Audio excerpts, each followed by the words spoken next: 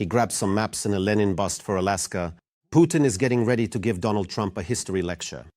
And behind Trump's back, Russia might be preparing to test new missiles with nuclear warheads. Russians, get ready. It looks like Russia is planning a false flag terrorist attack and a repeat of the Ryazan sugar incident.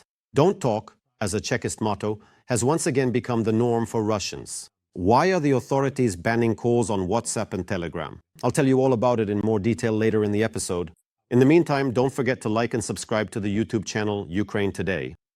Well, Putin has finally arrived in Alaska, and at 22:30 Kiev time today, he will meet with Donald Trump. First, there will be a one-on-one meeting, followed by a press conference. Putin brought his entire state entourage to America: Lavrov, Ushakov, Belousov, Dmitriev. At the same time, Trump is talking about very severe consequences if Putin does not agree to end the war. However, the American press reports that a meeting between Trump, Putin, and Zelensky could take place at the end of next week. Washington is already looking for a venue to host it. All the details are in our report. The meeting place cannot be changed. Alaska. So what should we expect? All disappointments, in essence, arise from excessively high expectations. Well, who would have doubted it? But it seems Trump is preparing something special for Putin. Media reports say that in exchange for a ceasefire, Trump might offer Putin access to Alaska's natural resources and partial lifting of sanctions. Is this really supposed to work? Some insiders claim that Trump is allegedly ready to include Ukrainian mineral resources in the deal as well. But as of today, it's quite difficult to say that such a scenario could be implemented, because the story in the context of Putin is not about the economy or the development of his country, but about military expansion. And the ways to find a solution should fit within this paradigm. And what exactly do I mean by that? It's about putting pressure on Putin. Nevertheless, Ukraine has nothing to worry about. At least that's what CNN reports. After all, Trump supposedly isn't planning to have any dialogue with Putin about Ukrainian territories. It's only about a ceasefire. They're talking there about Antarctica and about proposals for joint projects in that context. But overall, once again, the economic aspect currently seems to be separate, while the political negotiations are separate as well.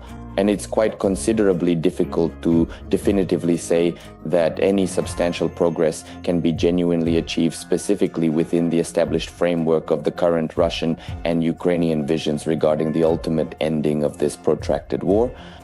And of course, what would it be without some scare tactics? Trump promised very harsh consequences for Putin. Will the war stop after your meeting on Friday?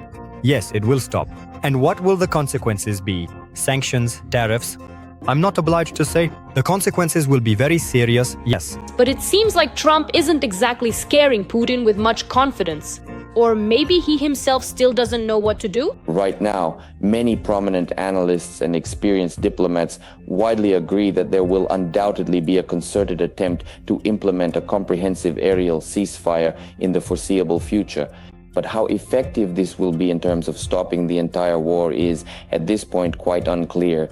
Additionally, there's talk of a possible 15-day ceasefire in order to prepare for a meeting between Zelensky and the Kremlin dictator. But again, how interested is Putin himself in stopping the fighting for 15 days? Because all of Kremlin propaganda around the peace process is built on completely different narratives. But what's not surprising is that Putin dreams of meeting with Trump.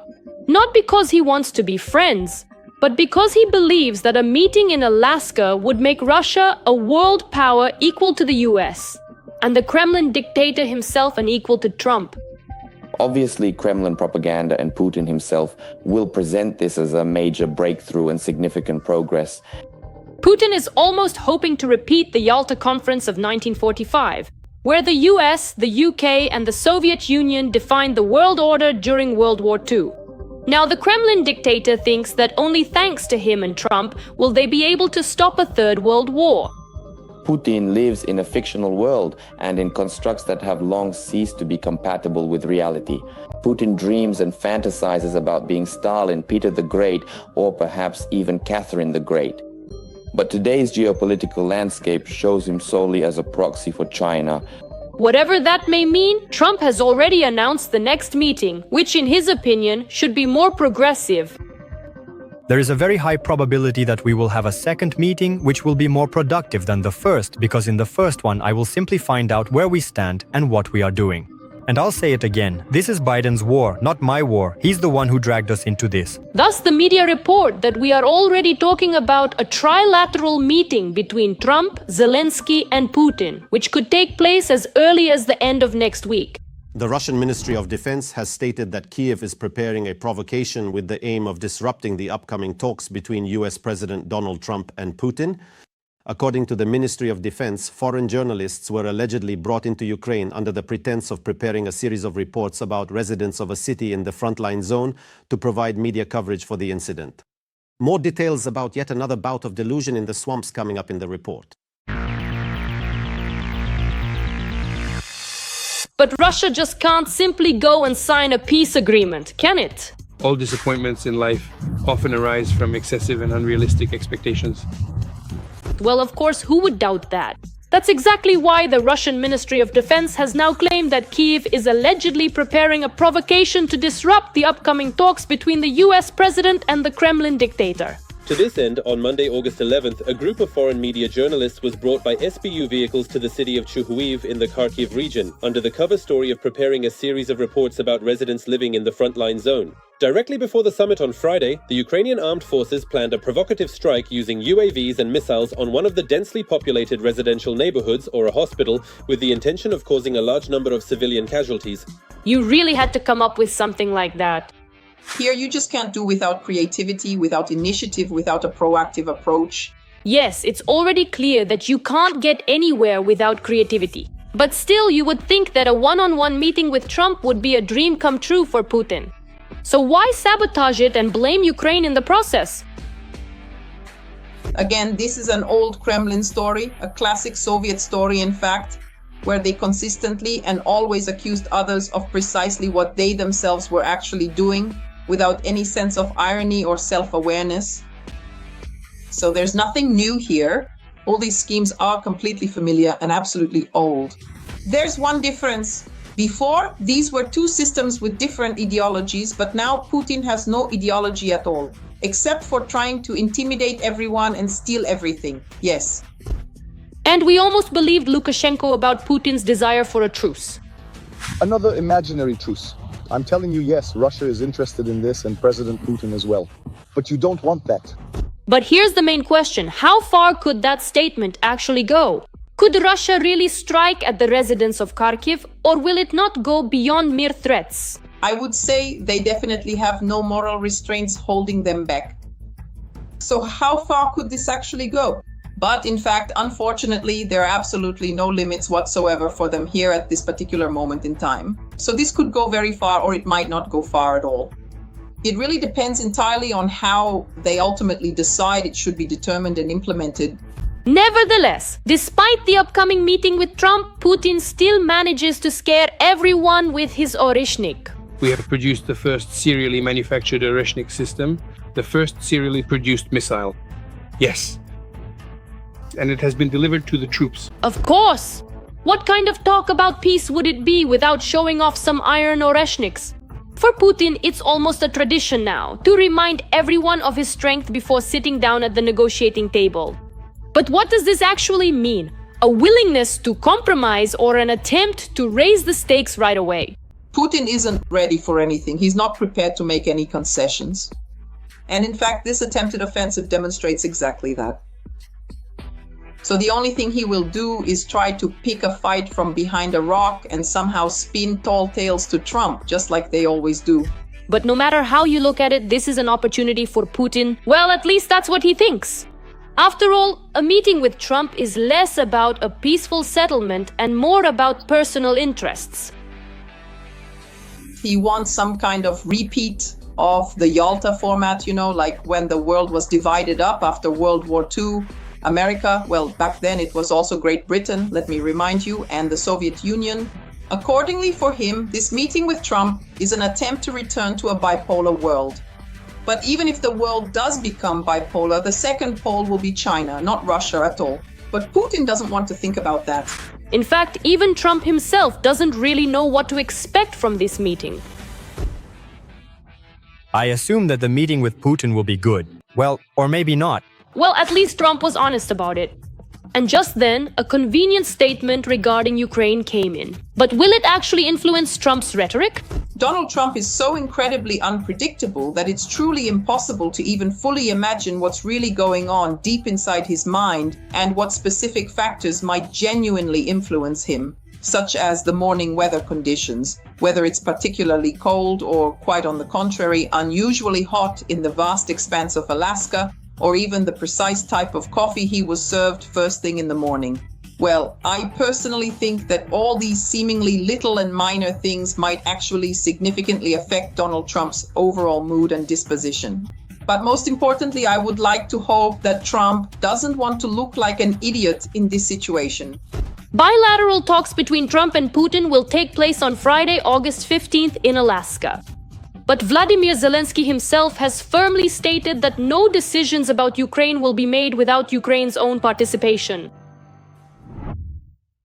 51 civilians and 33 military personnel have returned from captivity in the Russian Federation, according to the Coordination Headquarters for the Treatment of Prisoners of War. They managed to bring back Ukrainian civilians and soldiers who had been illegally sentenced to long prison terms in Russia. Among them are 3 women from the Donetsk and Luhansk regions, one of whom is a primary school teacher. 2 pairs of brothers who had been held captive since March and April 2022 were also freed. The youngest of those released is 26 years old. The oldest has turned 74, and he spent the last 7 years in a Russian prison. The Russian Federation may be preparing to test new missiles with nuclear warheads despite the planned talks with Trump. At the same time, Belarus has announced that during exercises they will rehearse a plan for the use of nuclear weapons and Oreshnik. Additionally, North Korea plans to send more troops to Russia in the near future. This was stated by Kirilo Budanov. According to the head of the main intelligence directorate, we are talking about around 6,000 soldiers and up to 100 units of North Korean equipment. The Ukrainian army is under threat of encirclement in Pokrovsk, one of the last major cities in Donbass still under their control. And the next 48 hours could be critical, reports the Washington Post, citing a source in the Pentagon. All the details are in our military review. Despite recent agreements for important talks between the Kremlin's powerful dictator, Vladimir Putin, and the United States President, Donald Trump, the Russian Federation may very well be preparing to conduct a test of a new advanced cruise missile potentially equipped with a nuclear warhead, according to reports from Reuters. This refers to the test of the Burevestnik cruise missile. It should be noted that these tests have an extremely low positive effect. Out of 13 previous and extensive tests conducted, only 2 were partially successful, demonstrating a significant lack of consistent achievement. Therefore, there is absolutely no justifiable reason to assert or even suggest that the ongoing testing of this particular cruise missile possesses any discernible element of military pressure or strategic intimidation whatsoever. Another nuclear weapon, though this time an old and long-forgotten one, will once again be used in the Russia West 2025 exercises. This was stated by Belarusian Defense Minister Viktor Kremlin. Kremlin added that nuclear weapons can inflict unacceptable damage on potential adversaries, and also mentioned that during the exercises, Belarus wants to work on planning issues related to the Oreshnik complex. All previous information from the Russian and Belarusian sides about the redeployment of tactical nuclear weapons from the territory of the occupying country to the territory of the Republic of Belarus has not been confirmed. Therefore, this message is purely informational in nature. On the night of August 14th, Ukrainian drones launched a massive attack on Russia's Volgograd region. As a result of falling debris, there was a spill and fire involving petroleum products at the Volgograd oil refinery, according to local authorities. The Lukoil Volgograd Nefte Pererabotka refinery is located in Volgograd and is one of the largest producers of petroleum products in the Southern Federal District.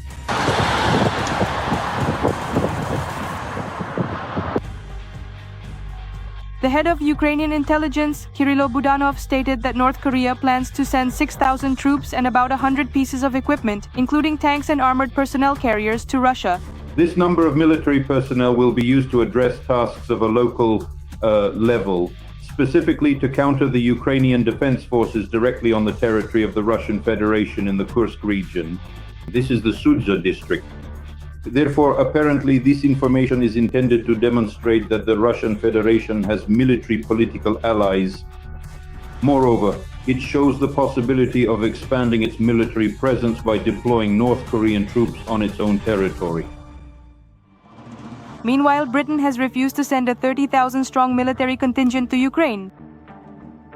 And this decision is primarily driven by political motives. The point is that the United Kingdom is giving the United States the opportunity to exert military and political pressure on the Russian leadership in order to put an end to the active nature of hostilities on Ukrainian territory. Instead, London proposes to patrol our country's airspace with Typhoon and F-35 aircraft, provide training support for Ukrainian troops, assist in demining the Black Sea, and send specialists to help restore the Ukrainian armed forces. The Washington Post reports a threat of encirclement of the Ukrainian army in Pokrovsk. It is also claimed that the Russians have almost completely cut off the city's supply lines.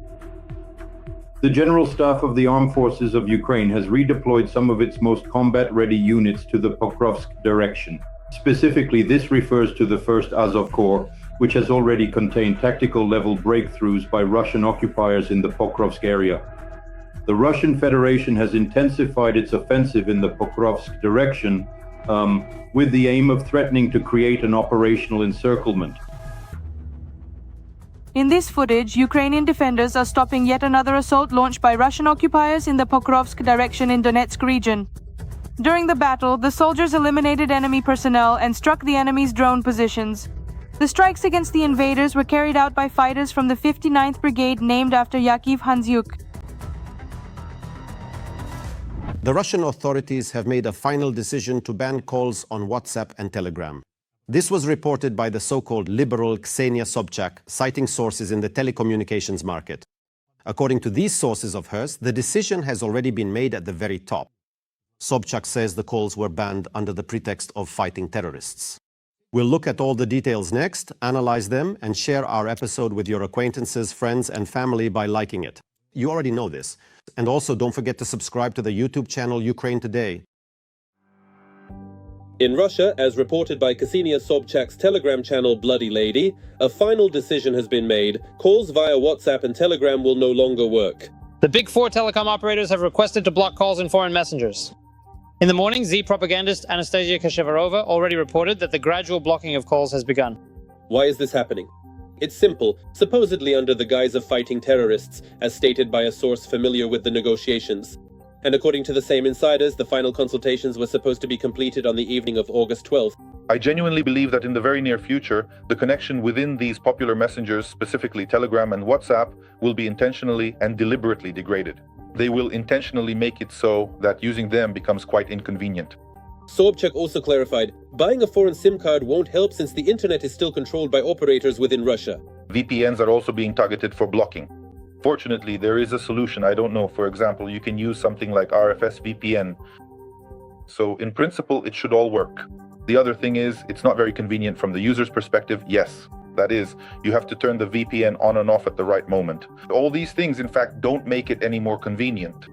Meanwhile, many regions of Russia are left without internet at all. The internet is being shut off in Russia. Russian regions, one after another, continue to restrict mobile internet access. In recent months, mobile internet has been shut off more and more often in Russia. If messenger calls are being cut off, then in some regions the internet has been completely disconnected. Let's go over the facts. Since May 2025, there have been irregular mobile internet shutdowns in Russia. In June, there were 655 cases, and by July, already 2,099 cases. That's more than in the rest of the world combined over the same period. You know, I think this is just the beginning because it's obvious that the elite really enjoy this new experience. They would like to shield people from all these Western trends that we don't need. Let them watch more TV. Silyov will sing like a nightingale about how we should live, and the church will polish it all up. Meanwhile, listen, at first they turned it off on weekends, then on holidays, then during school breaks, and then, as they say, they'll leave it only for the people who are necessary and important. And for us, well, really, why should we discuss the wrongness of the current course? The official justification is always the same, fighting the threat of drones, which are supposedly controlled via mobile internet. But the problem is much bigger than that.